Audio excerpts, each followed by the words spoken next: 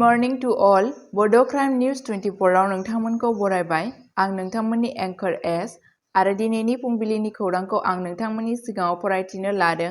आसा खालामो नोंथांमोना खौरांखौ जोबजासे खोनासंगोन। गिबि खौराङावनो दङ बारग' एनडिएफबिआ रन्जन दैमारिखौ जामिन होनो दाबि खालामदों। सा सानजा खोन्दोनि नखर बिफाननि बोसोनगिरि ए.के. मिश्राखौ लोगो हमदों।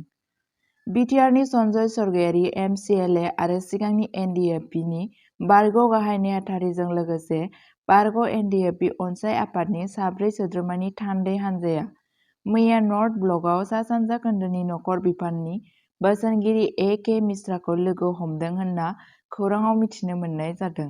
बे मेलाव बिटिआर गोरोबथानि गुबुन गुबुन दफाफोरखौ मावफुंनायजों सोमोन्दो थानाय गाहायै बारग' एनडिएफबि सोद्रोमाफोरनि फिन थांना थाफिननाय आरो मुंख्लंफोरनि नखरफोरनि जौगानायजों सोमोन्दो थानाय आयदाफोरखौ नोजोर होनाय जादोंमोन। रिपर्टनि बादियैब्ला मैयानि सावरायनाय गाहाय बाथ्राफोरा जाबाय दायगोनां केसफोरखौ होखारनाय। थान्दै हानजाया बिटिसि गोरोबथानि दफा 9.4 नि बादियैब्ला बारग' एनडिएफबि सोद्रोमाफोरनि हेंथायै मुगैथाव नङि दायगोनां केसफोरखौ गोबावजों बोखारनायनि सायाव जिंगा सिखांदों। बे राहा थासेयावबो गोबां केसफोरा सुस्रांजायाखै। थान्दै हानजाया सोरखारखौ खावलायदोंमोन दि बेफोरबादि केसफोरखौ गोख्रै बोखारनो आरो गोजोन गोरोबथायाव मख'नाय बादियै मुगैथाव दायजों लोब्बा थानाय सुबुंफोरनि थाखाय सरासनस्रा निमाहा होनायनि बाथ्रा साननांगौ। रन्जन दैमारि आरो गुबुनफोरनि थाखाय इन्टारमेल बिल।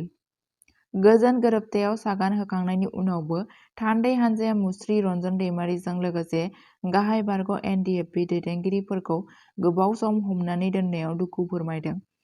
गुवाहाटी गोजौ बिजिरसालिनि राया आथिखालाव गोजौसिन बिजिरसालियाव आर'ज गाबगासिनो दं, जेराव 20 नबेम्बर 2024 मायथाइयाव मोनसे गेजेरारि जामिननि सायाव थिरांथा लानाय जादों। थान्दै हानजाया सोरखारखौ खावलायदोंमोन दि दासिमबो जोबथेसालियाव थानांनाय सुबुंफोरखौ गेजेरारि जामिन होनायनि सायाव साननो थाखाय बेबादि आगाना ओनसोलाव गोजोन आरो गोरोबनायखौ बांहोगोन। बर' लाइमोनफोरनि थाखाय जर'खा थिसनथाइ हाबाफारि। गोरोबथानि 10.2 दफायाव भारतारि रौनिया पेरामिलिटारि फर्स आरो रायजो पुलिस हानजायाव बर' लाइमोनफोरनि थान्दैखौ बांहोनायनि बाथ्रा होनाय जादों। बबेखानि थान्दै हानजाया नोजोर होदोंमोन दि बारग' एनडिएफबि सोद्रोमाफोरनि मोनसे मख'जाथाव बाहागोखौ थिसननाय बिथांखिफोराव सोफादेरनाय जायाखै। बिथांमोनहा सोरखारखौ बारग' एनडिएफबि सोद्रोमाफोरनि थाखाय मोनसे जर'खा थिसनथाइ हाबाफारि जगायनो आरो थामथि आरो ब्रैथि थाखोनि मासिफोराव मुंख्लंफोरनि नखरफोरनि थाखाय सोरखारि साख्रियाव थिखाना होनो खावलायदोंमोन। रिहेबिलिटेसन आरो रांखान्थियारि मदद। बिटिआर गोरोबथानि 9.2 दफाखौ मुंख'नानै थान्दै हानजाया एनडिएफबि केडारफोरनि थाखाय फिन थांना थाफिननाय हाबाफारिनि सायाव सावरायदोंमोन। बेयाव खेबसेयैनो अनसुंथाइ होनाय, रांखान्थियारि हाबाफोरनि थाखाय राङारि अनसुंथाइ जेरै ना फिसिनाय, अमा फिसिनाय, जिबारि आबाद मावनाय आरो दाव फिसिनाय बायदि हाबाफारि फोरोंथाय आरो आरजाथाव सोद्रोमाफोरनि थाखाय सोरखारि थिसनथाइ दफायो। हानजाया दासिमबो भारत आरो नसुंसेनि हादरफोरनि गुबुन गुबुन जोबथेसालियाव जोबजानानै थानाय माखासे बारग' एनडिएफबि सोद्रोमाफोरनि दुखु खस्थ'नि सायावबो गोसो होदोंमोन।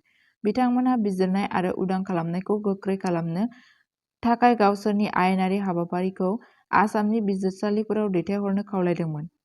ए.के. मिश्राजों थान्दै हानजानि सावरायनाया बिटिआर गोरोबथाखौ मोजाङै मावफुंनो थाखाय रादाय होबाय थानायखौ दिन्थियो आरो गौथुमआ मिजिं थिदोंमोन दि सोरखारा सावरायनायनि सायाव दैखांनाय जेंनाफोरखौ सुस्रांनो थाखाय गोख्रै आरो अनफावरि राहा लागोन। नैथि खौराङावनो दङ जिरिबाम लांखारनायनि 6थि बोलि जानांनाय सुबुंखौ काछारनि लखिमपुर खाथियाव बराक दैमायाव गोजावना थानाय मोनो।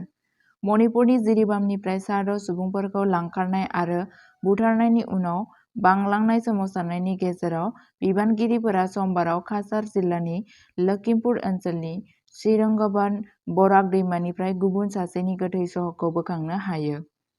एस. पि. महन्ताया खौरां बिजोंनो रोखा खालामो दि 11 नबेम्बर खालि जिरिबामनि बरखेरा दालाइ खोन्दोआव मोनसे गोरोबनाय गाग्लोबनायनि समाव उदखारिफोरजों लांखारजानाय सा 6 सुबुंफोरनि गेजेराव सासे होनना फोथायनाय जायो। बे बोखांफिननाया काछार जिल्लायाव दै बाहागोफोराव मोन्नाय गोथै सह'नि अनजिमाखौ सा 6 खालामबाय, जाय जिरिबामनि मोनसे रैखाथि बादानिफ्राय लांखारजानाय सुबुंफोरनि अनजिमाजों गोरोबो। जेब्ला बोखांनो हानाय गोथै सह'फोरनि जोबथा खाफालनि सोमोन्दै सोंथि खालामनाय जायो, अब्ला एस.पि. महताया बुंदोंमोन दि बे दासिमबो मणिपुर पुलिसआ नायबिजिरगासिनो दं। महताया बुङो, "जों सोलिबाय थानाय जाथायफोरनि सोमोन्दै मणिपुर पुलिसजों अरायसम सोमोन्दोआव दं।" बे समावनो सिलचर मेडिकेल कलेज आरो देहा फाहामसालि (एसएमसीएच) आव थांनाय माखासे सानफोराव जिरि आरो बराक दैमाफोरनिफ्राय सिगाङाव बोखांनो हानाय साबा गोथै सह'नि पस्टमर्टमखौ आबुं खालामनाय जादोंमोन। देहा फाहामसालिनि मर्गआव आथिखालाव 60 गोथै सह'फोर दं, जेराव नखरनि 6 सोद्रोमाफोरबो दं, जायफोरखौ 11 नबेम्बराव उदखारिफोरा लांखारदों होनना खौरांआव मोन्नाय जादों।